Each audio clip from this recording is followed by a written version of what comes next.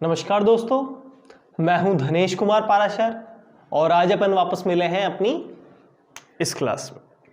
तो दोस्तों, पिछले क्लास में अपन ने पढ़ा था भारतीय बैंकिंग प्रणाली। भारतीय बैंकिंग प्रणाली में अपन ने पूरा समझ लिया था, रिजर्व बैंक ऑफ इंडिया के बारे में समझ लिया था। अब अपन दोस्तों समझने वाले हैं रिजर्व बैंक ऑफ इंडिया में ही आगे। तो रिजर्व बैंक ऑफ इंडिया में अपन ने पिछली क्लास में छोड़ा था कि रिजर्व बैंक ऑफ इंडिया का निदेशक मंडल, अपन बात कर रहे थे रिजर्व बैंक ऑफ इंडिया के निदेशक मंडल की। तो मैंने आपको बताया था रिजर्व बैंक ऑफ इंडिया के निदेशक मंडल में एक गवर्नर होता है, 4 डिप्टी गवर्नर होते हैं, एक वित्त मंत्रालय का सचिव होता है, मुख्य सचिव, 10 केंद्र सरकार द्वारा नामित सदस्य होते हैं और 4 सदस्य इसके स्थानीय बोर्डों के निदेशक होते हैं। तो इसके स्थानीय बोर्ड आरबीआई के कहां पर है? आरबीआई के स्थानीय बोर्ड कहां पर है कि मुंबई में है, चेन्नई में है, कोलकाता में है और नई दिल्ली में है। तो 4 बोर्ड कहां पर है इसके? मुंबई में, चेन्नई में, नई दिल्ली में और कोलकाता में। तो टोटल इसके कितने हो गए? 20 मेंबर्स हो गए, जो कि इसका क्या बनाते हैं? बोर्ड ऑफ गवर्नर बनाते हैं। अब दोस्तों अपन बात करेंगे भारतीय रिजर्व बैंक द्वारा साख नियंत्रण की विधियां।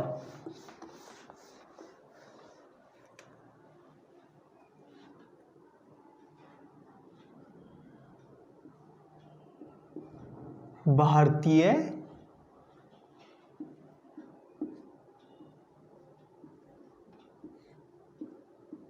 रिजर्व बैंक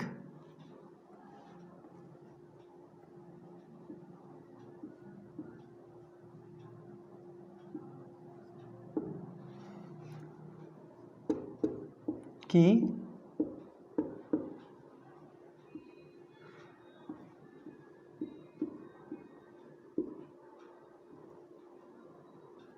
साख नियंत्रण की विधियां। तो भारतीय रिजर्व बैंक है वो क्रेडिट कंट्रोल किन विधियों से कर? तो इसकी 2 विधियां हैं, एक तो है परिमाणात्मक और एक है गुणात्मक। तो पहली तो क्या है? परिमाणात्मक, परिमाणात्मक और दूसरी क्या है? पहली तो क्या है? परिमाणात्मक विधियां, परिमाणात्मक विधियां हैं और दूसरी क्या है?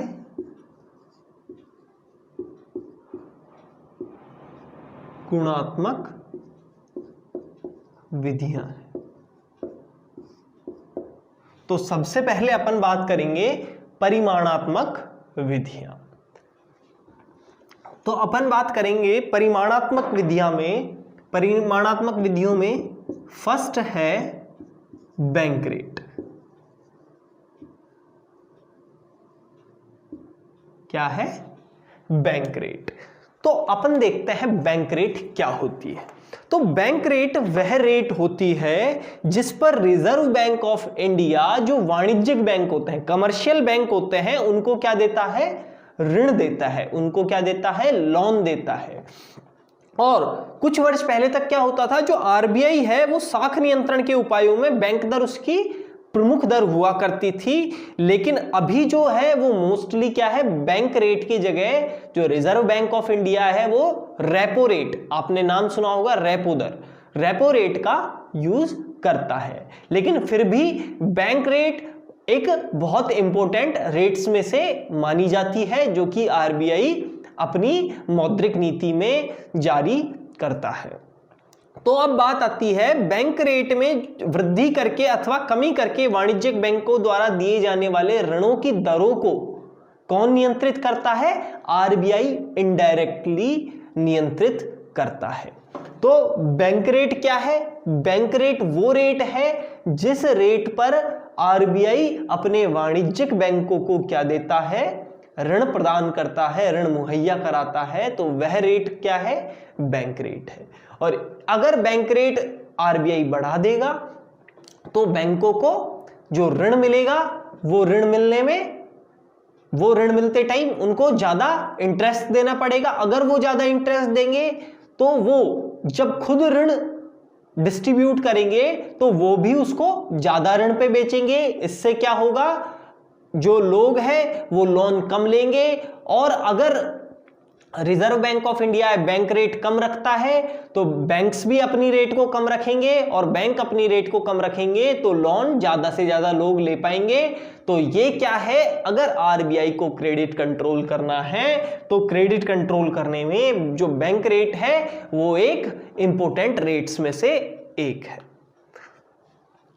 इसके बाद आता है एसएलआर।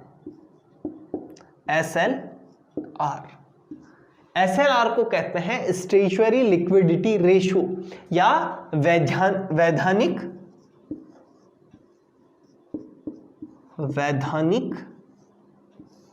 तरलता अनुपात। वैधानिक तरलता अनुपात। अब बात आती है वैधानिक तरलता अनुपात क्या है, या फिर एसएलआर जिसे स्टैट्यूटरी लिक्विडिटी रेशियो कहते हैं वो क्या है।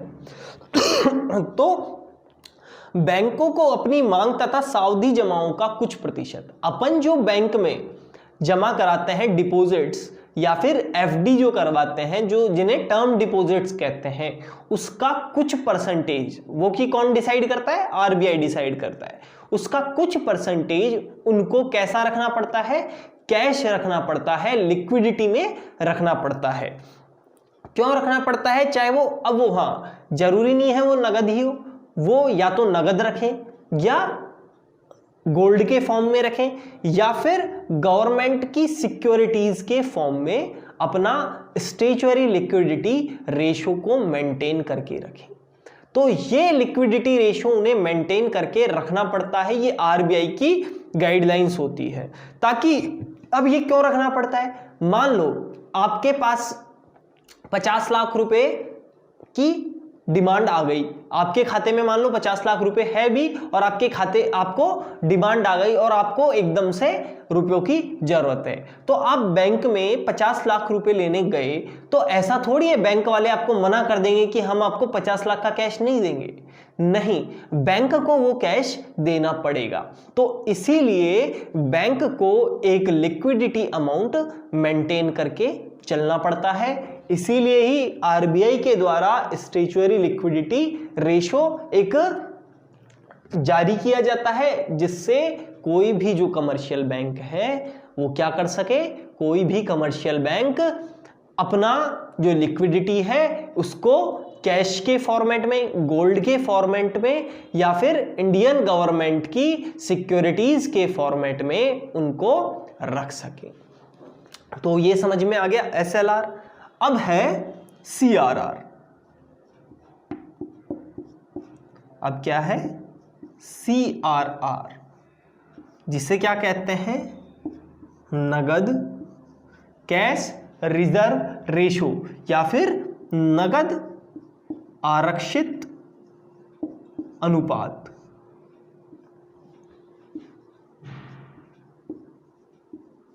नगद आरक्षित अनुपात। तो कैश रिजर्व रेशियो या नगद आरक्षित अनुपात क्या होता है दोस्तों? नगद आरक्षित अनुपात वह राशि है जिसे बैंकों द्वारा अपनी कुल जमा का एक निश्चित प्रतिशत, एक निश्चित भाग किसके पास? रिजर्व बैंक ऑफ इंडिया के पास एक तरीके से गारंटी के फॉर्म में या सिक्योरिटी के फॉर्म में जमा करवाना पड़ता है, ताकि अगर कभी बैंक डूब जाए या बैंक डिफॉल्ट हो जाए तो आरबीआई के पास उसका कुछ अमाउंट क्या हो? सुरक्षित रखा गया हो और उसको डिफॉल्टर होने से बचाया जा सके। ये तो बहुत कम कंडीशन ही होती है कि कोई बैंक डिफॉल्ट करता है, नहीं तो आरबीआई की कोशिश तो यही रहती है कि कोई भी बैंक डिफॉल्ट ना कर पाए। तो उसके लिए वो एक सीआरआर, कैश रिजर्व रेशियो, जैसा कि नाम से ही पता लगता है कि क्या रखना पड़ता है, कैश, नगद आरक्षित अनुपात, नगद में किसके पास, आरबीआई के पास उन्हें रखना पड़ता है। तो क्या हो गया, सीआरआर हो गया। इसके बाद और क्या हो गया, अब अगर आगे चलते हैं तो क्या आ जाती है, रेपो रेट। क्या आ जाती है, रेपो रेट। ये बड़ी फेमस है, आपने सुना होगा repo rate. Bharat reserve Bank of India ने अपनी रेपो रेट बदल दी। तो रेपो रेट क्या होती है, तो रेपो रेट वो रेट होती है जिसपे जो रिजर्व बैंक ऑफ इंडिया है वो कमर्शियल बैंकों को क्या देता है, सरकारी प्रतिभूतियों के बदले, गवर्नमेंट सिक्योरिटीज के बदले क्या देता है, एक तरीके से कैश देता है, या एक तरीके से अपन कह सकते हैं एक छोटा ऋण देता है, अल्पकालीन ऋण, जो कि मतलब उसकी मैक्सिमम लिमिट 15 दिन होती है। 15 दिनों में वो आपको क्या करना पड़ता है, रिटर्न करना पड़ता है। और किसके बदले, गवर्नमेंट सिक्योरिटीज के बदले। अब बात यह है कि कमर्शियल बैंक गवर्नमेंट सिक्योरिटीज क्यों लेती है, सिक्योरिटीज क्यों लेती है, अपना सीआरआर और एसएलआर मेंटेन करने के लिए। मान लो गवर्नमेंट के पास सिक्योरिटीज नहीं है तो उसको एक सिक्योरिटीज का एक रेशो फिक्स जो होता है वो रखना पड़ता है। तो उस रेशो को मेंटेन करने के लिए वो क्या करेगा, सिक्योरिटीज को लेगा। अब बात पर आगे करते हैं रिवर्स रेपो रेट की। तो रेपो रेट क्या हो गई, जिस रेट पर आरबीआई किसको, दूसरे बैंकों को अल्पकालीन ऋण देता है, किसके बदले देता है, सरकारी प्रतिभूतियों यानी कि गवर्नमेंट सिक्योरिटीज के बदले। अब आती है reverse repo rate. Reverse repo rate, ठीक है।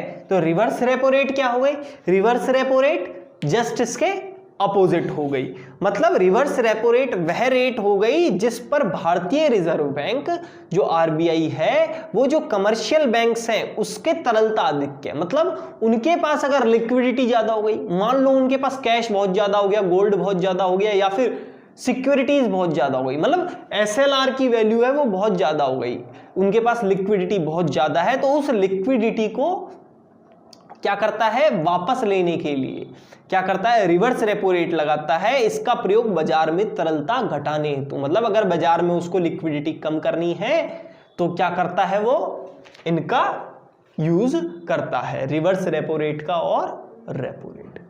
तो ये पूरा फंडा समझ में आ गया कि भारतीय रिजर्व बैंक की साख नियंत्रण की विधियां।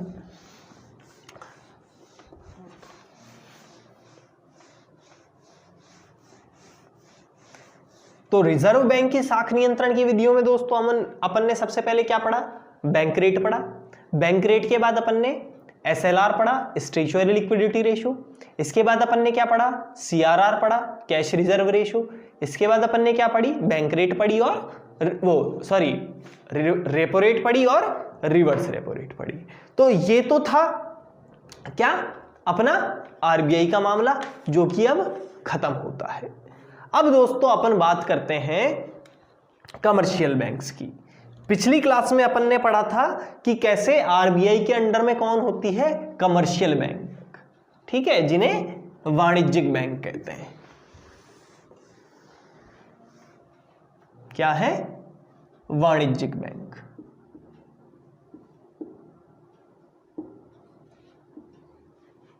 वाणिज्यिक बैंक। तो वाणिज्यिक बैंक कौन कौन सी हो गई, एक तो हो गई अनुसूचित बैंक,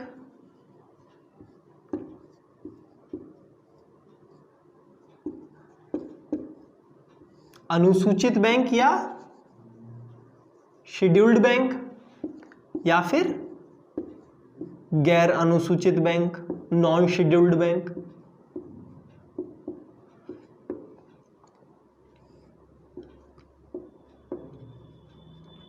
तो अनुसूचित बैंक क्या होती है, अनुसूचित बैंक ऐसी बैंक होती है जो भारतीय रिजर्व बैंक अधिनियम आरबीआई एक्ट 1934 की द्वितीय अनुसूची में सम्मिलित होती है। उसके जो सेकंड शेड्यूल है उसमें अगर वो शेड्यूल्ड है, अगर उसमें वो लिस्टेड है, तो वो बैंक क्या होते हैं? अनुसूचित बैंक कहलाते हैं। और अगर वो शेड्यूल्ड नहीं है तो वो नॉन शेड्यूल्ड बैंक कहलाते हैं। तो इसके लिए क्या शर्त है, क्या होना चाहिए कि बैंक की जो प्रदत्त पूंजी है, प्रदत्त पूंजी अपन किसको कहते हैं? ऑथराइज्ड कैपिटल को। बैंक की जो प्रदत्त पूंजी है, paid up capital, authorised capital क्या होती है? अधिकृत पूंजी। पेड अप कैपिटल क्या होती है? प्रदत्त पूंजी। तो पेड अप कैपिटल जो होती है, पेड अप कैपिटल कितनी होनी चाहिए? 25 लाख रुपए से कम नहीं होनी चाहिए। कितनी? 25 लाख रुपए से ज्यादा। और दूसरी क्या कंडीशन होनी चाहिए कि वो भारतीय लोगों के, मतलब जनता के हित में काम करे, जनता के अहित में काम ना करे, या फिर अपने प्रॉफिट को बढ़ाने के हित में काम ना करे।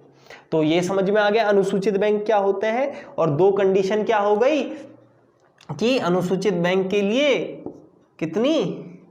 25 लाख की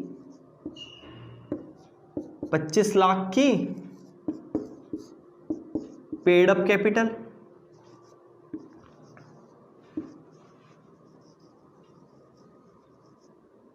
ठीक है। 25 लाख की क्या होनी चाहिए? पेड अप कैपिटल होनी चाहिए। और क्या है? लोगों के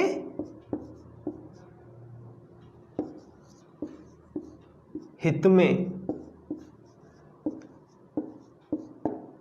कार्यरत होनी चाहिए। तो 25 लाख की क्या होनी चाहिए? प्रदत्त पूंजी होनी चाहिए या पेड अप कैपिटल होनी चाहिए, और लोगों के हित में कार्यरत होनी चाहिए। तो वो होती है शेड्यूल्ड बैंक्स। अब बात करते हैं बैंकों के शेड्यूल्ड होने से क्या फायदा है, उन्हें क्या फायदा मिलता है, उन्हें क्या उनकी विशेषता क्या है। तो ये जो अधिकृत बैंक होते हैं, जो ऑथराइज्ड बैंक होते हैं, इनको आरबीआई से बहुत सारे फायदे मिलते हैं। इनको क्लियरिंग हाउस की सुविधा मिलती है। क्लियरिंग हाउस क्या होता है? आप जो चेक देने जाते हैं, एक बैंक का चेक किसी भी बैंक में डाल जाते हैं, तो ये जो चेक सिस्टम होता है, जो क्लियरिंग सिस्टम होता है इन चेक का, जहां पे चेक क्लियरिंग होता है, वो होता है क्लियरिंग हाउस। तो ये क्लियरिंग हाउस का सिस्टम सिर्फ उन्हीं बैंक्स को मिलता है जो बैंक अनुसूचित बैंक होती हैं। ऐसे बैंकों को रिजर्व बैंक प्रथम श्रेणी के विनिमय पत्रों की कटौती की सुविधा प्रदान करता है, किंतु इन सुविधाओं के बदले अनुसूचित बैंकों को आरबीआई के पास क्या रखना पड़ता है? औसत दैनिक नगद कोष। मतलब एक जैसे सीआरआर होता है ना, कैश रिजर्व रेशो, वो तो परमानेंट का होता है, लेकिन जो दैनिक नगद अनुपात है वो उनको डेली बेसिस पे मेंटेन करके रखना पड़ता है। तो अनुसूचित बैंकों में सार्वजनिक तथा निजी क्षेत्र के बैंक दोनों आते हैं। अब जब अपन बात करते हैं अनुसूचित बैंक की, तो अनुसूचित बैंक में प्राइवेट बैंक भी आते हैं और सरकारी बैंक भी आते हैं। और गैर अनुसूचित बैंक क्या होते हैं? जिनमें जो ये दोनों कंडीशंस को फुलफिल नहीं करती। तो अब दोस्तों, अब अपन आगे चलते हैं। अब आगे आते हैं वाणिज्यिक बैंकों के कार्य। वाणिज्यिक बैंकों के कार्य। तो दोस्तों, वाणिज्यिक बैंकों के कार्य क्या कहते हैं? तो वाणिज्यिक बैंकों का पहला कार्य क्या है? जमा स्वीकार करना। क्या है? या फिर एक्सेप्ट द डिपॉजिट्स, जमा स्वीकार करना। जमा स्वीकार करना। तो आप जैसा कि जानते होंगे कि किस किस फॉर्मेट में जमा स्वीकार करता है? सेविंग अकाउंट के फॉर्म में, करंट अकाउंट के फॉर्म में, और टर्म डिपॉजिट। टर्म डिपॉजिट क्या होते हैं? टर्म डिपॉजिट क्या होते हैं? मैं लिख देता हूं, सेविंग अकाउंट,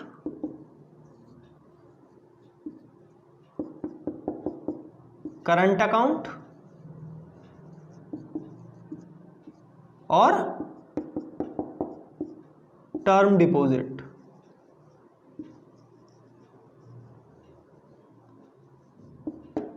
टर्म डिपॉजिट क्या होते हैं? आपने नाम सुना होगा एफडी और आरडी। ठीक है, एफडी क्या होती है? फिक्स्ड डिपॉजिट, और आरडी क्या होता है? Recurring deposit. तो जमा स्वीकार करना इसका पहला काम है। दूसरा काम क्या है इसका? एडवांस लोन या फिर अग्रिम ऋण।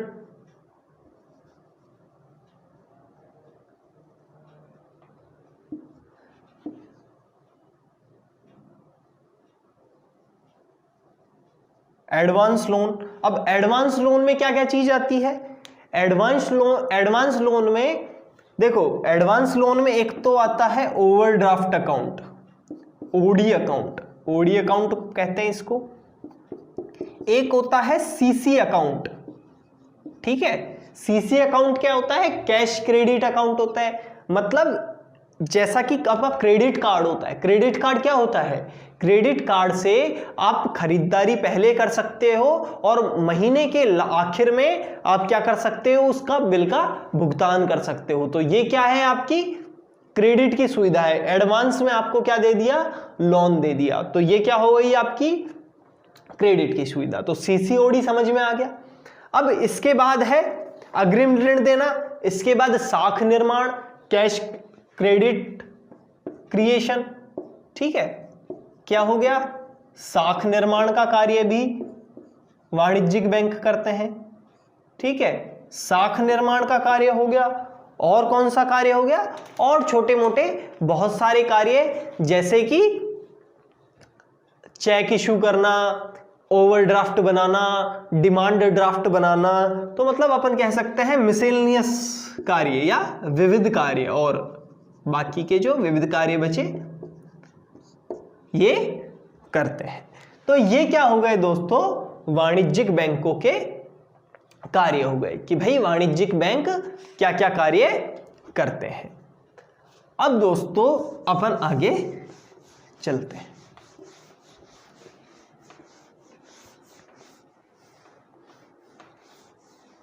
अब है बैंकों का राष्ट्रीयकरण। आज का ये अपना लास्ट टॉपिक है, बैंकों का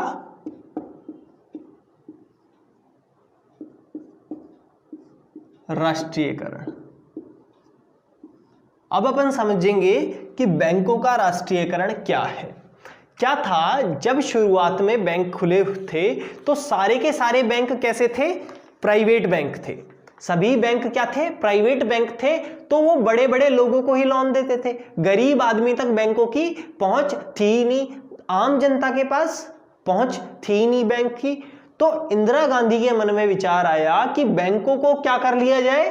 राष्ट्रीयकृत कर लिया जाए, उन्हें गवर्नमेंट सेक्टर में ले आया जाए। तो सबसे पहले इंदिरा गांधी ने 14 जुलाई 1969 को 14 जुलाई 1969 को 14 जुलाई 1969 को 14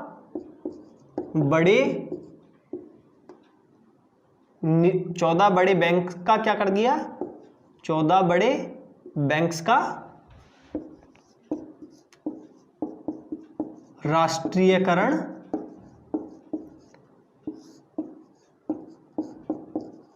कर दिया। ठीक है, 14 जुलाई 1969 को 14 बड़े बैंकों का राष्ट्रीयकरण कर दिया। अब बात आती है कि राष्ट्रीयकरण किस हिसाब से किया।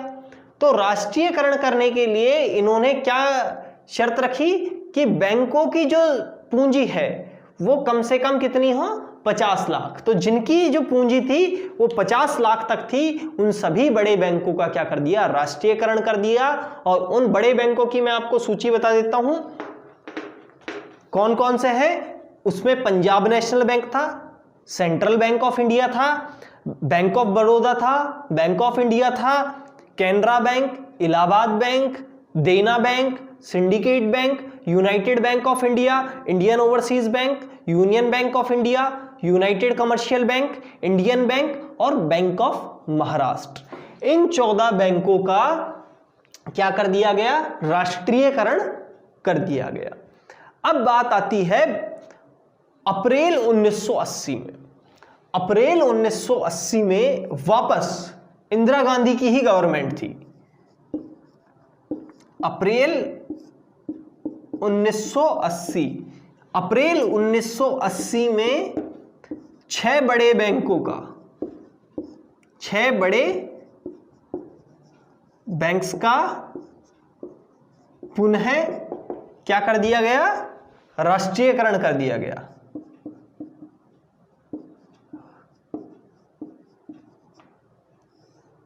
राष्ट्रीयकरण कर दिया गया।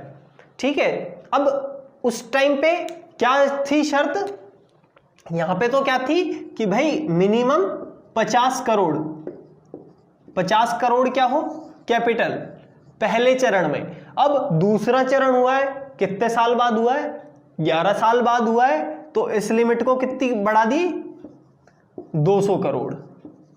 तो जिन बैंकों की जो पूंजी थी वो कितनी थी, 200 करोड़ थी, उन बैंकों का क्या कर दिया गया, राष्ट्रीयकरण कर दिया गया। उनमें आंध्रा बैंक था, पंजाब एंड सिंध बैंक था, कॉरपोरेशन बैंक था, ओरिएंटल बैंक ऑफ कॉमर्स था, न्यू बैंक ऑफ इंडिया था और विजया बैंक था। तो ये दोस्तों 2 चरण में, इसे जो बैंकों का राष्ट्रीयकरण है इसे 2 चरणों का राष्ट्रीयकरण कहा जाता है। पहले चरण में 14 बैंक और दूसरे चरण में 6 बैंक, तो कुल मिला के 20 सरकारी बैंकों का उदय हुआ। तो पहले चरण में मैं आपको वापस बता देता हूं, Punjab National Bank, Central Bank of India, Bank of Baroda, Bank of India, Canara Bank, Allahabad Bank, Dena Bank, Syndicate Bank, United Bank of India, Indian Overseas Bank, Union Bank of India, United Commercial Bank, Indian Bank और Bank of Maharashtra, इनका राष्ट्रीयकरण किया गया। और दूसरे चरण में जो कि अप्रैल 1980 में हुआ था, उसमें Vijaya bank, Punjab and Sindh bank, Andhra bank, corporation bank, oriental bank of commerce और न्यू बैंक ऑफ इंडिया का राष्ट्रीयकरण किया गया। तो दोस्तों आज अपन ने इस क्लास में समझा कि जो कमर्शियल बैंक्स हैं उनके कार्य क्या है, आरबीआई कैसे क्रेडिट कंट्रोल करता है, सीआरआर क्या होता है, एसएलआर क्या होता है, बैंक रेट क्या होती है, रिवर्स रेपो, रेपो रेट ये क्या होती है और कैसे बैंकों का राष्ट्रीयकरण हुआ। तो आज की क्लास में इतना ही। तो अब अपन मिलते हैं नेक्स्ट क्लास में।